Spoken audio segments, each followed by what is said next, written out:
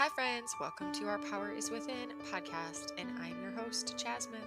My mission for this podcast is to inspire you to take your power back and to realize that you are the healer that you've been looking for all along.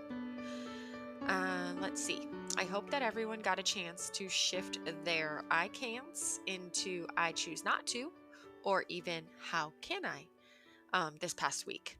And if you haven't got a chance to bring that into the awareness, it's never too late. As far as this week's challenge, I want to just challenge you guys to do an inquiry into your life and see where maybe your mind is selling you short. Whether it's through old programs, old belief systems, newer fears, or, um, you know, um, whatever. Whatever shows up that keeps your mind convincing you that you're limited. Just explore it, inquire into it, see where in your life it might be possible that your physical body is indeed capable of more than your mind believes. And if you figure out that this might be true for you, what small action steps could you begin to take to prove your mind wrong? Because our bodies are truly amazing. And I know when you've suffered years of pain, illness, and struggle, it is really hard to trust that our body is always working for us and always working toward um, optimal healing and well being, balance, and harmony. It can be so easy to forget how miraculous our bodies really are. But maybe this week, in this inquiry, if we can see there is a gap, we can begin to take some action steps to create evidence that maybe sometimes we might actually be wrong in our limitations, our physical limitations. If you want to share any aha moments you have or any actions you take that you discover what's possible, please send me a message and let me in on it. I love hearing what is going well for you guys and what you're discovering. Um, our guest today is Simona Irwin, and she has a really fun um, testimonial story for us today. And I know a lot of you love the good testimonials, right? Um, this is a fun one for me because um, this podcast, as she'll actually mention, was a pretty cool part of her journey. And very early on in her rewiring practice, she actually had listened to a podcast episode that really resonated with her. And eventually she reached out to me and we connected. And she ended up leaning into this intuitive pull to um, begin to peel back, if you will, another layer of her journey, like another layer in her journey, and explore some different tools and outlets that she felt called into. So, yeah, she has this really cool unfolding happen, and um, just learning along the way what tools will help support her best for wherever she's at. And yeah, it's really awesome. And for like many of us, I think she also quickly discovered that it wasn't ever just about the physical symptoms and that this journey always becomes so much more in a really beautiful way. So, you know what? She tells the story way better than I can. So, I'm going to go ahead and just stop talking and bring her on to the show. All right, Simona, thank you so much for being here with me today and everyone listening. Oh, thank you so much for having me on. I'm really excited to share my story with you. Yes, I am excited for you to share your story with everybody out there who's listening because I've, like read a little bit about it. I'm super stoked. So, actually want to get right into it and let you start out by sharing a little bit about your story, your background, where it all started and, fast forward to where you are today. Yeah, for sure. Yeah, so I think my recovery story, I mean, I could probably start it in a few different ways in a few different periods of my life, but I'm going to start with kind of the most recent thing that really brought me to discover self-directed neuroplasticity. And then we can revisit some of the earlier stuff after that too. So in around April 2020, I think this was like a big month for a lot of people. Our city had recently gone into a bit of like the initial kind of lockdown. And it was just a huge change for me. So I was working full time at that point. I was the like general manager and CEO of a pretty large baby food company, the mom of two super busy kids, and just in general, a very, very busy person. So I was always on the go and traveling and working and parenting and, out with my friends. And then all of a sudden, overnight, I think everyone's worlds changed, but mine certainly did. And my kids were home with me. My office was closed. And I had this feeling of just like, oh, I have to take care of this. Like, I'm going to have to take care of everyone. Um, and so it was like a huge change for me. But at the time, I was like, it's fine. It's fine. Like, I've got this. So I really like shifted my focus onto others and really, on my business and making sure everyone was feeling good and, everyone understood the new way of working and living and my kids and homeschool. Um, and I just started to notice that I was feeling like a little bit more and more um, anxious in the day. And, I just didn't really feel like myself so much.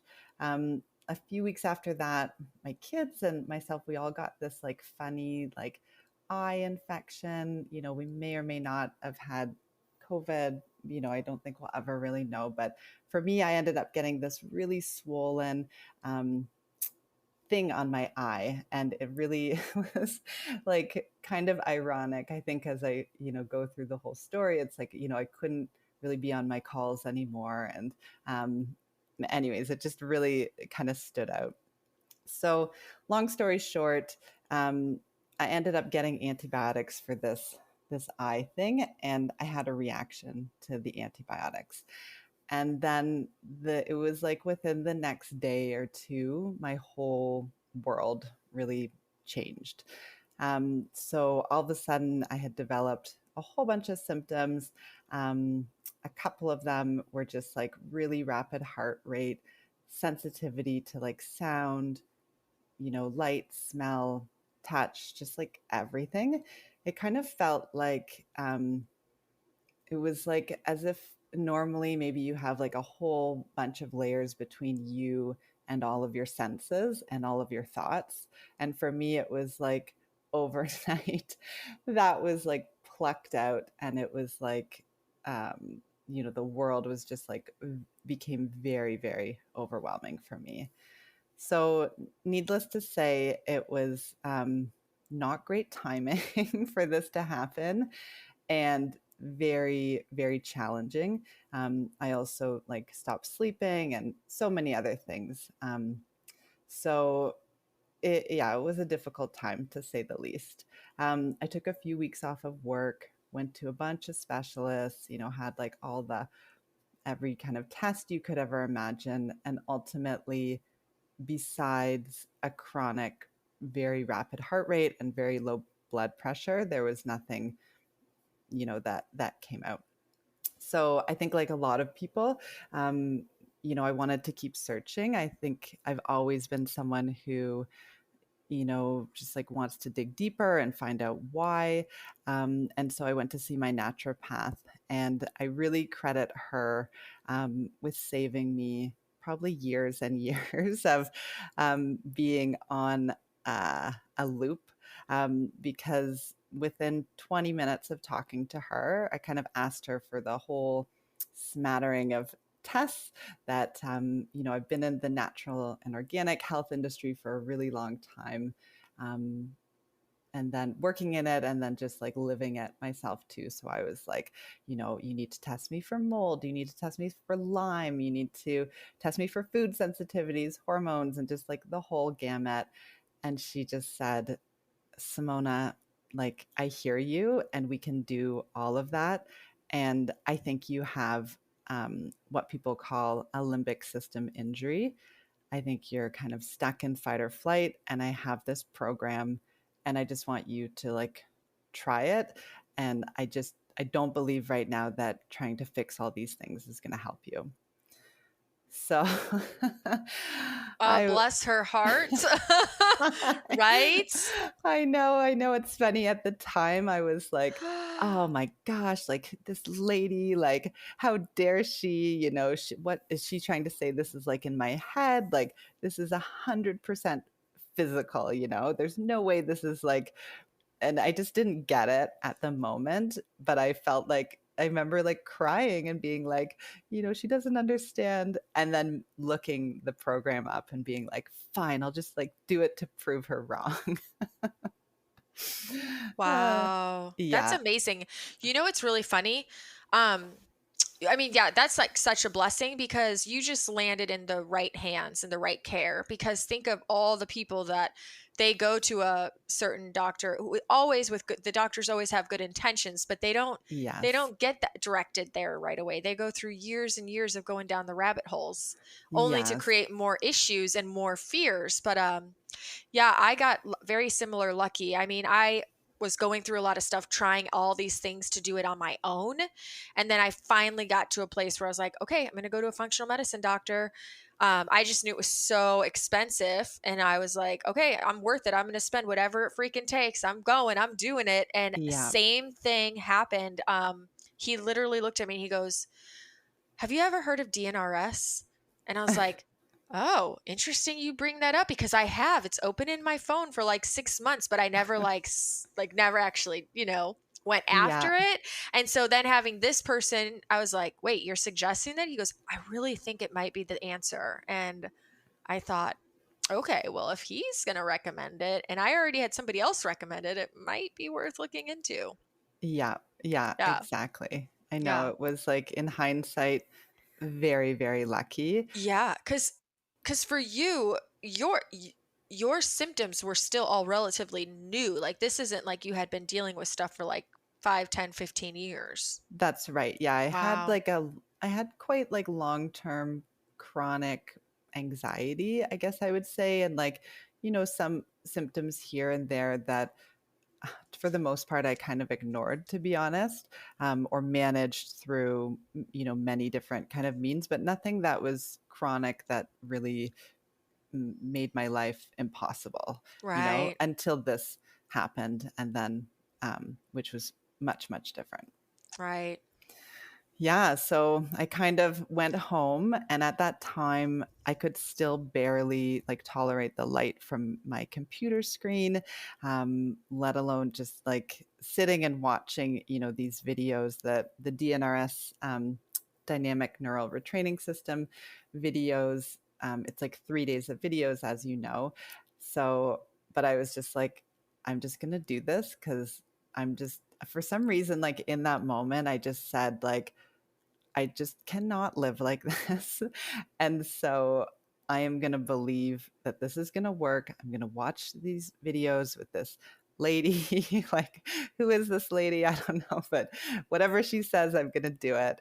Um, and and I did. And when I look back at that time, I think like, wow, like, I'm surprised I was able to. But so I kind of took that online program, and it's about 3 days, and then and through that, of course, I learned that my brain, probably for many reasons, was stuck in a fight or flight response.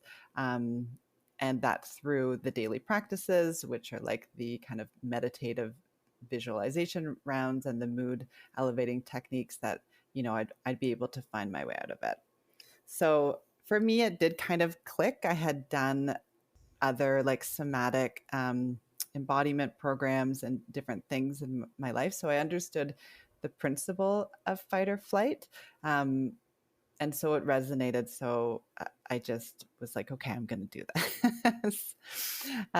Yeah, so I did. So I think it was probably like 100% adrenaline driven at that point. But I did it, and really committed to it. And it was interesting for me. I know some people start this type of program and they start to feel better.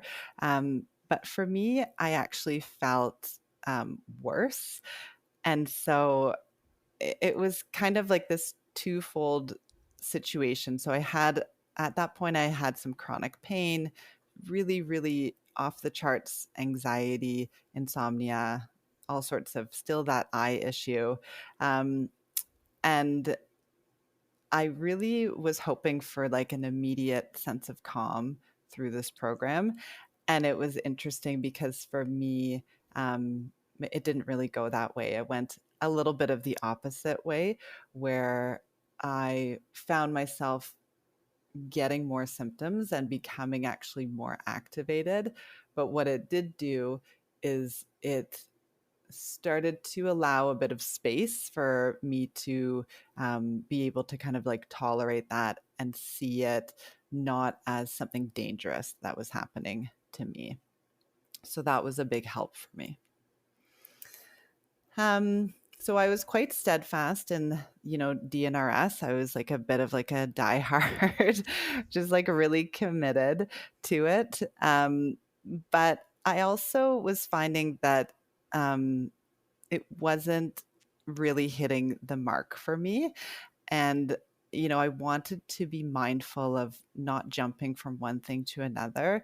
Um, but there was something inside me that was just, saying that, I think that there might be some other stuff out there for me. Mm, mm. How long was that after you like were like super committed to DNRS? I think that was like 4 months in or so. Okay. So, yeah, so a Yeah. few solid months under your belt before you kind of started feeling drawn into exploring another option as well. Yeah, what I was finding was because I had so much fear and anxiety that I found, I was kind of getting in a bit of a loop where I was like doing the rounds to manage that. And I think in some ways, I think that's the point of the program. But I think for some people, maybe who have chronic anxiety or maybe who have like OCD or other issues like that, when you're constantly trying to solve the problem of anxiety, it becomes a little bit of a loop, or at least for me, it did. So I also don't remember how this came across, but I found this book and this app that was called the Dare Response. And it's by a man named Barry McDonough. And it was like, it was just perfect timing for me. And basically, his approach was, um, learning to sit with anxiety and just accept it, and be with it. And then ultimately, at some point, actually um, like seek it out and choose to go after the things that are the most scary to you. So it's kind of based on like that type of therapy that's called exposure response prevention that a lot of people use for anxiety and OCD. So it's like you're actually going to walk towards your fears instead of trying to do things to find calm. Mm, Yeah. So it really spoke to me for a bunch of reasons. One was my whole life, I had been trying to manage, everyone and everything in order to kind of find a place of calm. It had been like a bit of a chronic quest for me. And the idea that I would think about and then walk towards like my deepest fears was obviously horrifying. And then also in these moments, I was just like, what do I have to lose with this? So I'm gonna try it. So eventually, and slowly, I still kept my DNRS rounds app, but I started to do more things that scared me. So like anytime my kids would ask me to do something, I would say yes and just do it, even if I felt, DNRS has a concept of the your training zone, and you stay in your training zone. um, and for me, I had to really kind of walk closer to the very edge of that training zone in order to make progress. And I really Mm. had to get away from this idea that I was so fragile, um, that outside stimulus could harm me. I love this so much. I'm like on a mission to teach people that they're anti-fragile. Like we're not so fragile.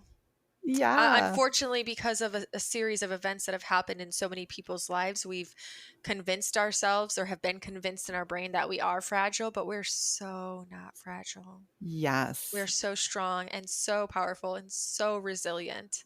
Yes. Yeah. Yes. I I love love that. this.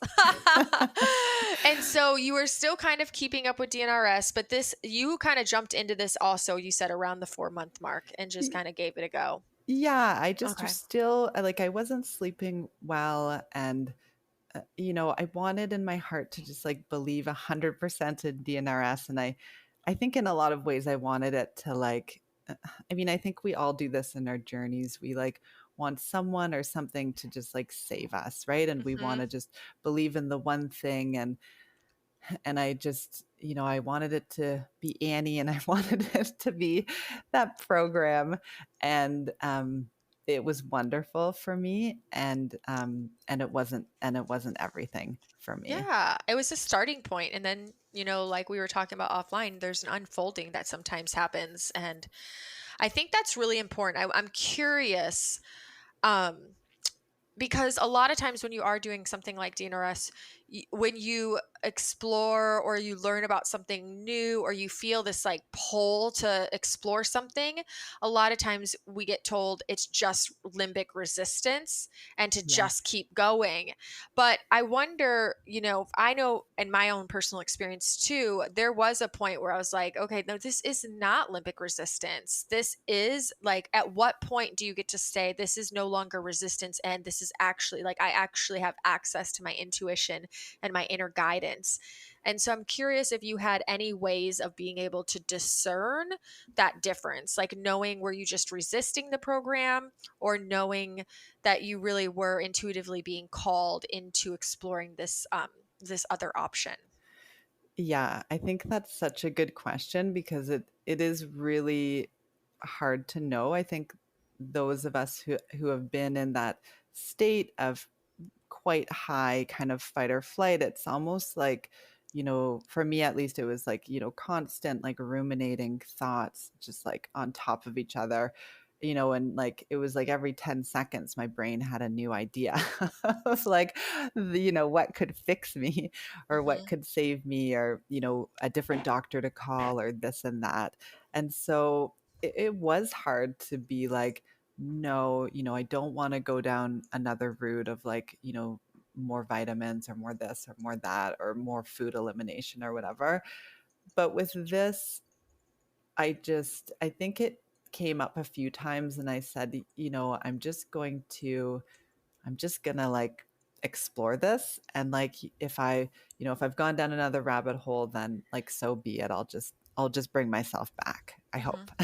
Yeah. Yeah. It's really, it's not like you were going to make it worse, like do anything worse in a sense, or just have setbacks, if Yeah. you will.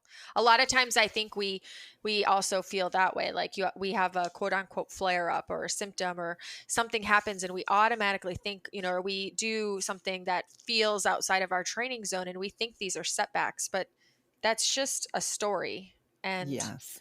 and more often than not, they're really not setbacks. Yes, I absolutely agree with that. I think I had a big false story that, the feeling of anxiety and the feeling of being like having like high sympathetic activation. I did have a big story that that was dangerous, and, that would cause like re injury to my limbic system. And it was hard to change my mindset a little bit on that. But, as I listened to the DARE approach, and, I read more about like the neuroplasticity of exposure therapy and like facing fears, what I realized was actually the opposite. Was like the way, like was not more dangerous, but just like maybe keeping people stuck, where Mhm. actually when you do allow yourself to move into that sympathetic state and you kind of face your challenge or fear in that state, but you just like don't leave, you don't run away, you just kind of like allow it to be, then that's truly when you rewrite those fear centers in your brain. Mm. I have a question. I'm curious if you have any insight for anyone who's listening because of this detour that you kind of took and everything we're talking about. Do you have any thoughts that you could share to somebody listening that maybe they are doing what you mentioned earlier, which is you said we just so badly want it to be like one person or one program or one thing that saves us or fixes us. And you hear other stories and other testimonials. And so you get so fixated on needing it to be that one thing, even when and there's sometimes people who say do the one thing for years and they're getting pulled. There's pulls, they're probably being pulled into like an unfolding or exploring something new, but they're just like so set on, no, it has to be this. Like, do you have Hmm. any thoughts on what you on like that you could share with anyone about how to approach that or how to maybe reframe how they're looking at it?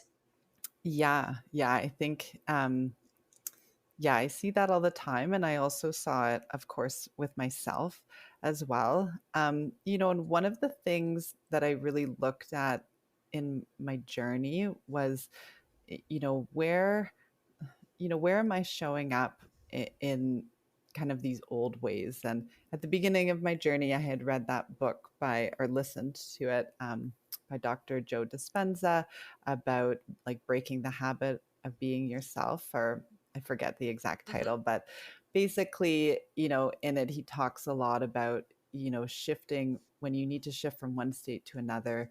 You have to allow a change, right? Allow a change of your personality, kind of like let go and respond to life differently. And so I think when I looked back, for me, it was like I did everything in my own striving. I kind of had this perfectionistic tendencies. And when I started to see those showing up in my healing path too, um, thankfully, I was able to notice that and say, you know, what good is it going to be for me to find recovery and then think that it only came out of me just rigidly being like a controlling perfectionist. Like Right. that's like not gonna that's not like for me at this point. I was like, if I'm like going in and like healing and doing this like work once and for all, I want to come out like different. um so yeah, I would just encourage people to just think about that too, and just think about the approach. And another big piece that came up for me quite a bit in my journey was just, kind of connecting those mindset dots to backwards. So it's like, this idea of, striving and doing everything by yourself. Was that a healthy mindset? Where did that come from? And you know, was it possible in this journey for me to move from thinking I had to, direct every part of my healing, to maybe there was some room to start to, get curious, to think like, maybe my nervous system has a blueprint, and maybe if I just like stop and like let go a little bit and just really work on, calm and a few like, facing my fears and a few things, maybe it has a way, and maybe it's going to take care of me. And so I really tried to work with my mindset quite a bit as I went along too, and I found that to be a big help. Mm, yeah, absolutely. That's Yeah. awesome. Okay, so you're doing DNRS, you're starting the dare response, and then what?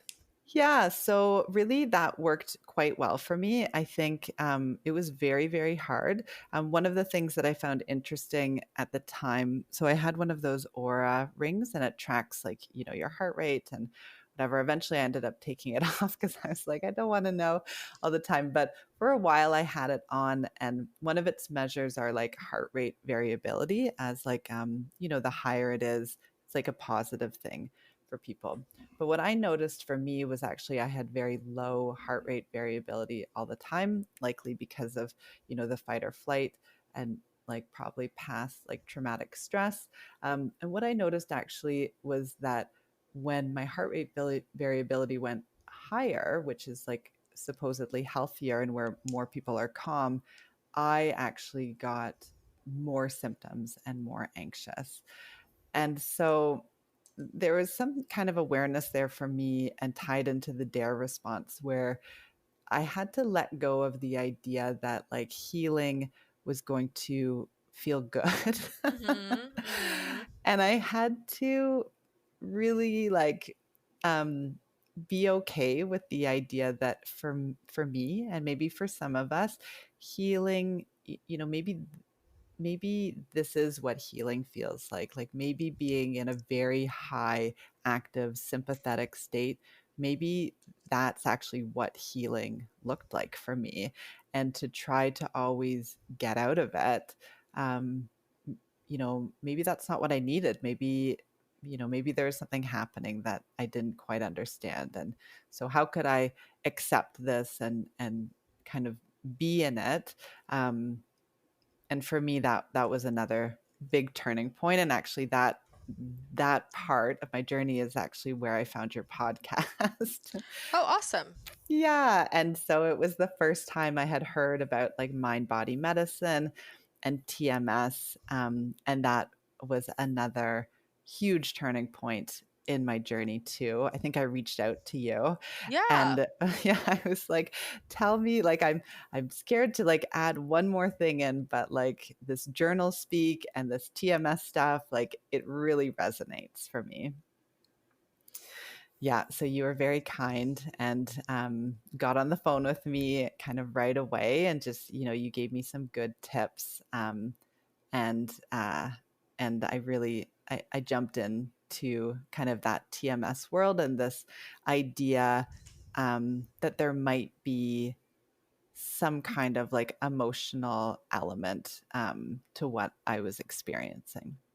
And what did you discover? Did you discover there was? Yeah, so I discovered I had kind of had an inkling a few times, and of course when I look back and like think about the story, like, when my like symptoms started, of course I connected them only to that antibiotic. But when I look back and think about it, I'm like, oh my gosh, like it's just so obvious to me that there was so much going on. And when my in my previous life, my outlet would have been work, and seeing my friends and these different pieces, and I didn't have any of those, and I didn't actually have a baseline of uh, how to work with emotions. I had come from like a quite difficult childhood, and really didn't ever have um, anyone really show me how to like have emotions in a healthy way. So it really hit the mark for me. I also noticed that when my symptoms were reducing more and more, but I noticed when I did get them, I had this one day I was walking up my stairs and I started to feel really anxious, and I started to get this like foot pain and these other symptoms that I had. And I just said why is this happening right now? And then I remembered a difficult incident that happened just like 10 minutes before. And I felt nothing about it in the moment, but I just asked myself, like, well, what would someone else feel in that moment? Like maybe they would be angry. And so I just, for a minute, I was like, what would I have said if I was angry in that? And I just like allowed myself to have that experience. And it was really interesting. Within like 10 minutes after I just, pretended to be angry and pretended to be someone else being angry, the symptoms went away. And Crazy, isn't it? yeah, yeah. And that's when I was like, oh, okay, like I see this. And for me, if you would have asked me, 3 years ago or whatever, do you feel your emotions? I would have said, of course I do. Hmm. But Only the safe ones. that's right. Only the ones that came up for me to feel. And for Yep. me, it wasn't even conscious. I would be like, no, I actually don't feel angry.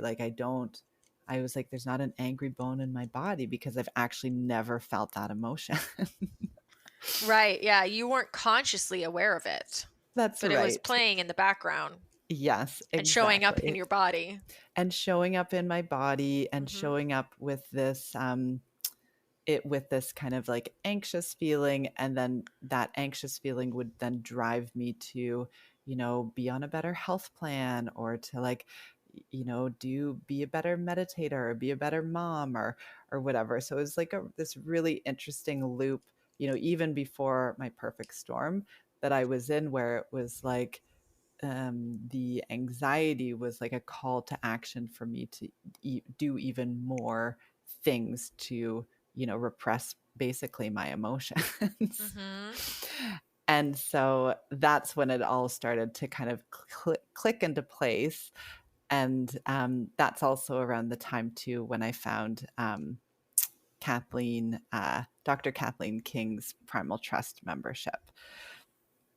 So it was interesting for me, like when I look back on my journey, and I'll talk a little bit more about that next piece too, that really kind of led me into like my recovery. Um, but it is true that in every stage, it was like the right next thing showed up for me. Mm, Um, and that's whether it so was, awesome. yeah, like whether it was the DARE response, or, your podcast and the introduction to the TMS work, um, or Dr. Kathleen King's Primal Trust membership, it was like, the next right thing. Yeah. So you feel like it wasn't one, but it was like the ladder of all of them, like Yeah, that's right. building. Yeah, I needed like I needed some stuff. Like I needed, and it's interesting because inner work wasn't new to me. Like I said before, I had quite a challenging childhood and teen years. I have like when I did that, like there's that test you can do. It's like the adverse childhood um like exposures or experiences. Hmm. um, and they say the score is like 0 to 10, and the higher the score is, the more likely you are to have like a chronic condition. Hmm. And so I have an ACE score of 9, which is like exceptionally high.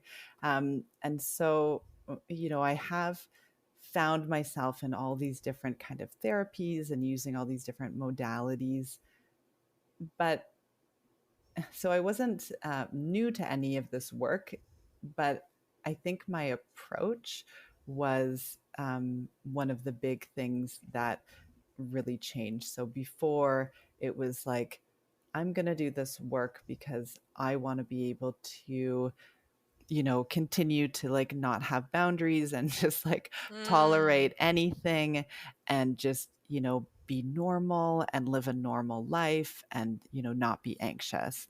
And um, it was like not a very self care or self focused Well, it wasn't direction. aligned to your true self. It Yes. wasn't from like an authentic place. Yes, exactly. Yeah. It was very much based on, I just want to be able to, you know, like tolerate more, not have to be vulnerable, not have to have conflict, and, just like do good things for other people. It was Hmm. very separate from me. So I think, when I found Primal Trust, especially, um, It puts it all together. yeah, I've put it all together. For me, I started to, there's a few things that like I really appreciated about it. One is like, the deep honesty um, from Kathleen about her own journey and what she experienced, and the different kind of states that she kind of went through. And also, yeah, it just like it puts it together, and it actually, for me, it helped me to put me at the center of my healing and ask some like tough questions, which were like, who am I? What do I want out of like my one life that I get to live? And you know, what does it look like to live for me? Mm. And that was like, it was like mind blowing. Yeah, absolutely. So what unfolded? What did you discover? Yeah, so I discovered like a lot of a few of the things that you just mentioned. So one, I discovered that, I really didn't have a concept of self. I really had been living out of um like I think a very like traumatized younger part who was really just trying to find like some safety, whether it was through work or through relationships or through being a good mom or even through doing, the DNRS program perfectly. Yeah. um, I found that I was quite avoidant of vulnerability, of emotions, of that I had some really overdeveloped parts, being able to, do the type of work that I was doing and hold the responsibility, and like get jobs done. But I had some really underdeveloped parts where I wasn't able, to say no to people, and I wasn't able to sit with uncertainty or, disappoint people or walk away from people who, didn't align with me. Hmm. Yeah. So that led you to making some new tough choices, huh? Yeah, it did. Yeah, it definitely did. It led me quite a few places. So, I think by the end of the Primal Trust program, I felt like I had truly like recovered from my chronic symptoms. So that was amazing. I was completely out of like fight or flight, quite like calm, was able to just do everything, eat everything, do, exercise in ways that, at one point I had imagined with like such a rapid heart rate I wouldn't be able to do intense exercise anymore. And, all of that, Hmm. everything kind of settled down. So that was amazing. And then it also really led me to, yeah, think about work. I ended up changing my job and really think about why. More like, I had a vision, like a visualization one time while we were doing one of the exercises. And it was this picture of like this table where everyone's like eating at a table, and I realized that I had like never put a chair there for myself. And then it was this visualization of like making sure that like in every decision I make that like I'm part of the decision for me, like that I have a chair at the table. Hmm. Yeah. I like that. Thank you. Yeah, so it was really powerful for me, and it's continued to um I continue obviously with that program, and I'm helping a little bit with a few of the things this year in it, but for me it's just continued to help me just take a deep look at myself and my life, and just and ensure that I'm putting myself at the center of my own life, and that I'm living in a way where I'm connected to my values and that my Hmm. life is for me. Did you notice that your values shifted? Yes. Yeah. Because what we think are our actual values a lot of times are just like parts running the show. Yes, yes, Yeah. very much. At the beginning, I felt like my values, I was still kind of in that place where it was like my value is like calm and like Hmm. safety and like peace and, just like very much revolving around like security. But then I found as I went, I was like, no, I value like fun and like excitement and like, being an entrepreneur and trying new things, and Mm. it continues to evolve too. I think it's like, the more I feel like I still do like at least like, a meditation or around kind of every day. And for me, even when you move away from your symptoms, um, the work continues obviously in so many ways as you get to know yourself again. Absolutely. Yeah, it's like a totally different like focus. Yes. And so what did so you said you switched your job. Was that all part of you realizing that you needed a new environment through like this discovery? Yeah, it was really mostly it was just really kind of asking myself like, you know, is this, I put a lot of effort and a lot of time into my work. And I just, as I get older too, I just ask myself, like, who do I want to like reap the benefits of my work? Mhm. And for a long time, the answer was, the company I worked for, like the people that we helped with, like, the good products that we put out. Um, but through this process, the answer kind of shifted again to like, what is it that I want and how can I build it? And how can I do something that where um, I put my own values into it and I get to have my own vision? I found myself often, I've been in situations where I'm trying to, maybe change other people's values or their vision for things. And what I realized, was that, that's like, I don't need to do that anymore. I Mhm. can make my own choices and I can start something and really put my own thing out into the world that comes from what I want to share. Okay. So did you start your Mhm. own business? Yeah, so I started my own business, just like in the same space. So, which is like natural and organic, like consumer packaged goods, which is the space I've been in forever for like the past 20 years. So I'm doing some consulting now for other organic food brands. And then I'm also working on my own brands as well that I hope to launch in the next year or so. That is so awesome. Yes. Check you out. My goodness. And you had already been running this organization, so you had like the background and experience and expertise to be able to like put a foot forward and create your own thing. Yes, yeah, Yeah. that's exactly yeah, exactly right. And I always had that, as my vision. I know a lot of people, go through a health journey and then they come out on the other side and they want to help other people through a health journey. And of course, there's a piece of my heart that, why I want to share my story, of course, is that, I want to help people in a similar situation. But for me, my desire and dream really has always been in business and in good food, and also just putting myself kind of my values out into the world in this Mm. way.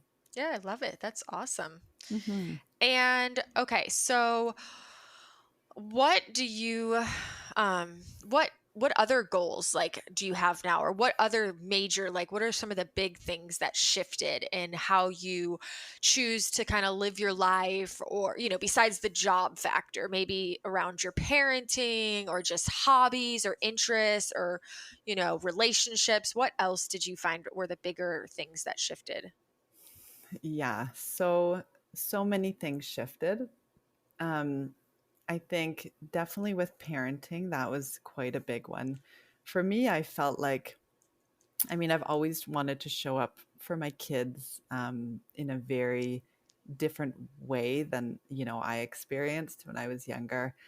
And before I really did that through work, like, I kind of was like, I wanted to like give them more than I had and stuff. And I think through this process, about halfway through the process, at one point, my older son came up to me and like looked me in the eyes and just like held eye contact with me, which was like quite unusual. And he just smiled at me and was like, I feel so good when I'm around you. Oh my god. Oh, that's Probably the best compliment you could get, huh, as I a know. mom. How old is he? He's 10, 10 and years old. yeah, Wow. it was Like like you creating regulation for him. that's right. And what I noticed with both of my kids, um, it was interesting at one point, like I had a lot of issues with sleep. And then at one point, my younger son was like, I have insomnia, and then actually started to not sleep as well. And so as I kind of got better, and as I found more regulation and like, more like kind of heart brain coherence and stuff, I noticed with both of them a huge shift. And, I can also be a lot more present for them. It's definitely not perfect. There's many, many imperfect moments, but overall, it's really deepened my ability to just be with them and also to allow them to have emotions and for them to start to see me have emotions. And um, for me, that's such an important, huge gift that I can give to them, because Yeah, I you can know validate when they have feelings and emotions, whatever they are. exactly When we're and kids, we weren't always taught that.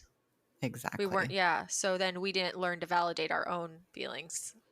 Yeah, exactly. And I think I didn't even, I mean, I thought I wanted them to have, their full range of emotions. But when I look back, if anything was disrupting, the overall kind of like peace that I was always trying to get, I didn't really allow it. Mhm. And that's, I mean, I can see now, that's how these generational things happen. Mm, They just keep getting passed down, even just unintentionally. yeah. Yeah.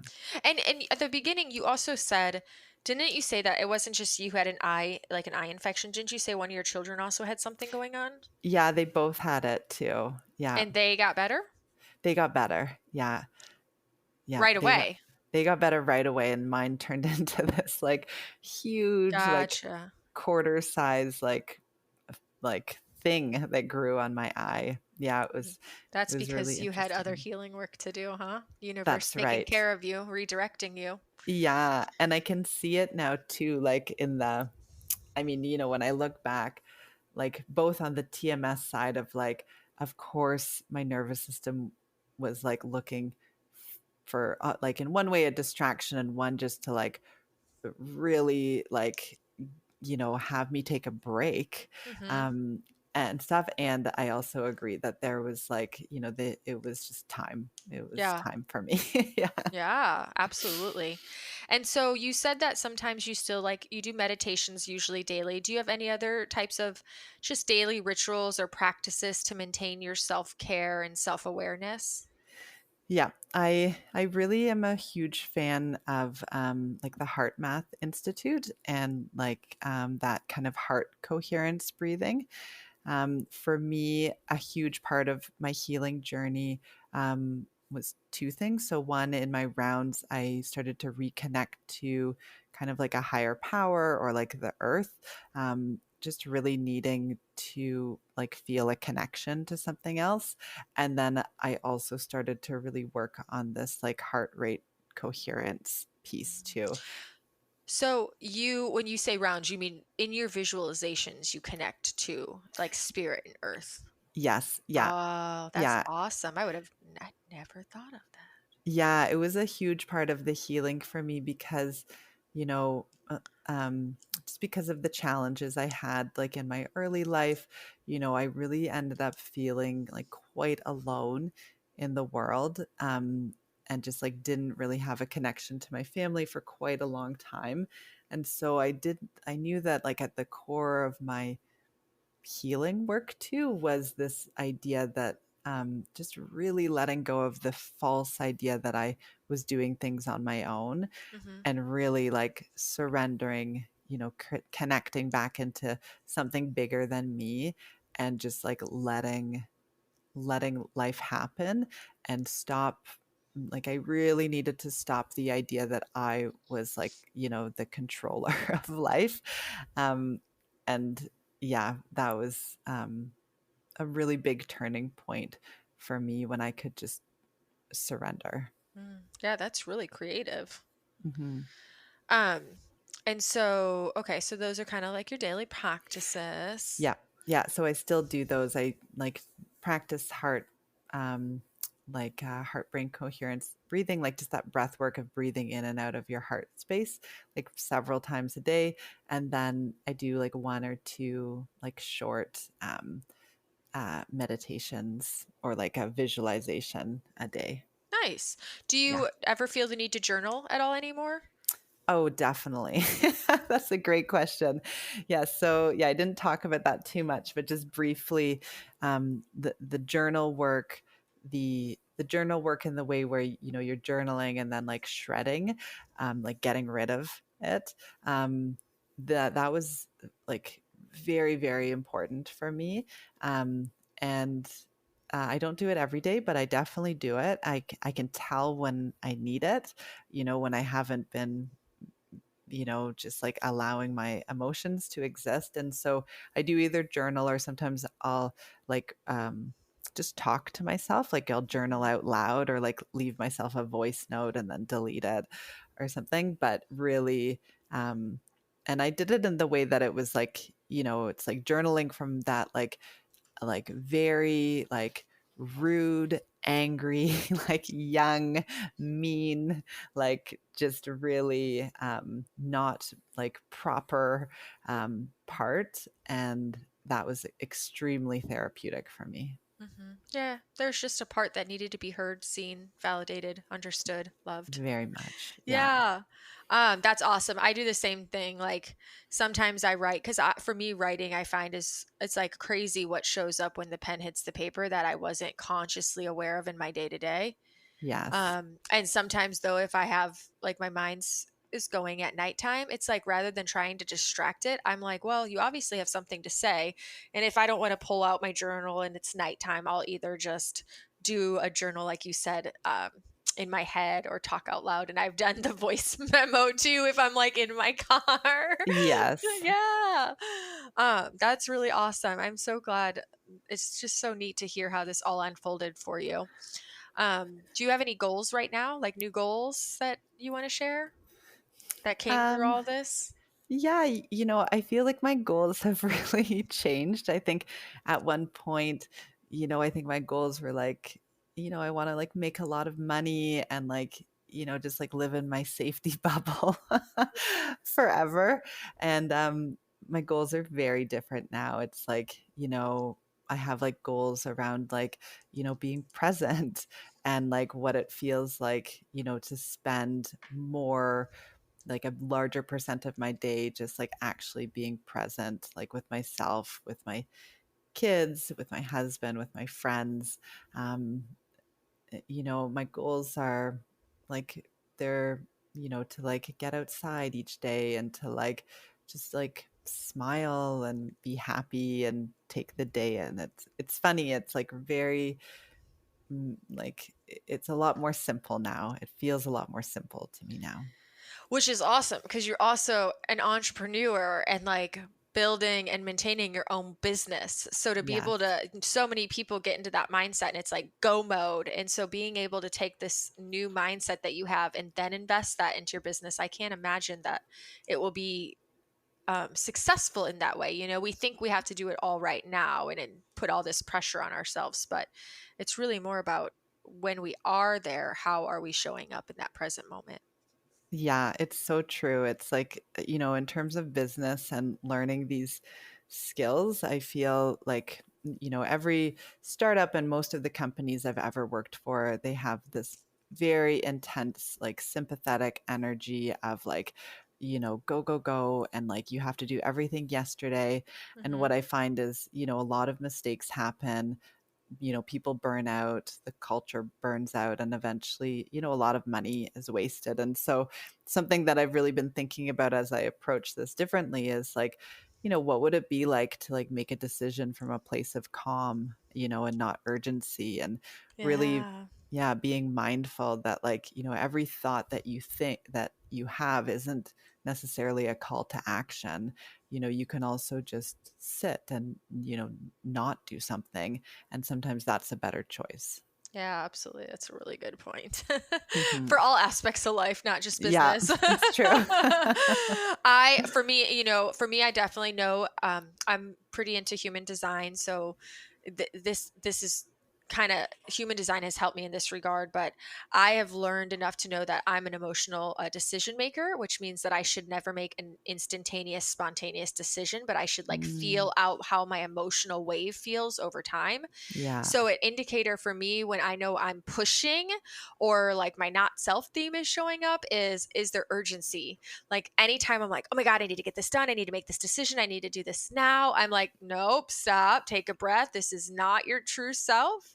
This is Mm. like your not self theme showing up. There's absolutely no rush. We're going to just sit with this for as long as we can." The So longer the good. better. Yeah, yeah, So it's just a really good awareness tool. I agree. Now I have, okay, so I want to ask you the question I ask everybody. So you probably already know what's coming if you've listened to my podcast. If you had only one message to share with the world for the rest of your life, what would that message be? This is a hard question for I- someone who likes to talk. Um, yeah, I think truly it would be, it would either be, question your thoughts, um, and also, just like I said before, that thoughts aren't necessarily a call to action. I love it. Hmm. Fantastic, Simona. Mm. Are you in the virtual world anywhere, like just on any social media where if somebody just wanted to reach out and say hi and connect with you or follow your story? Yeah, yeah, I'm on like Instagram, and it's like at si.mo.mo. So they can find me there. I also help out a little bit on with a study group for Dr. Kat King's Primal Trust. So I tend to be on those forums a little bit as well, and those are two good places to find me. Awesome. And do you have any final thoughts or messages or just anything you feel called to share with anyone listening wherever they're at on their journey that maybe I didn't ask you already, but you feel would be helpful? Yeah, I guess, it would just be, when we have a moment, whether we call it a perfect storm or a nervous breakdown or, mm, you know, whatever one of these things, I think something that I know now that I wish I would have known earlier is that, those moments are not a life sentence.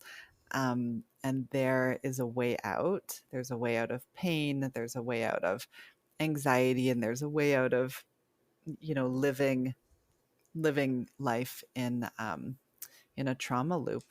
And it's not a life sentence. Even if you have an ACE score like me of 9 or 10, you can heal. Your nervous system has the blueprint. It takes a little bit of time to get there, but you know there is wellness available to everyone. I love that. Thank you so much. And thanks Yeah. for being here because I know it takes a lot of courage to show up and share our stories and that willingness to be seen, So yeah, I really appreciate you being here. I love this. It's so fun to me, especially because when you hit, rewind, we got to have that conversation early in your journey and Yes. now I get to have you here on this end sharing your story, which is just so much fun. Oh, thank you so much. Yeah, I love the podcast. It helped me so much through my journey. And, you're doing a very wonderful thing. So thank you. Indeed, thank you. And that is a wrap. Thanks again for listening. My hope for every single testimonial story that I have on this show is that in some way you are inspired and reminded that you can heal in your own way as well. Please consider, if you are finding these episodes valuable, to leave a review on Apple Podcast if you have not done so already. It does only take like 1 or 2 minutes of your time. Share the episodes on social media or with a friend who might benefit from them. And there is a virtual tip jar link at the bottom of the show notes if you choose to help support the cost of creating future episodes. And as always, until next time, make this week great.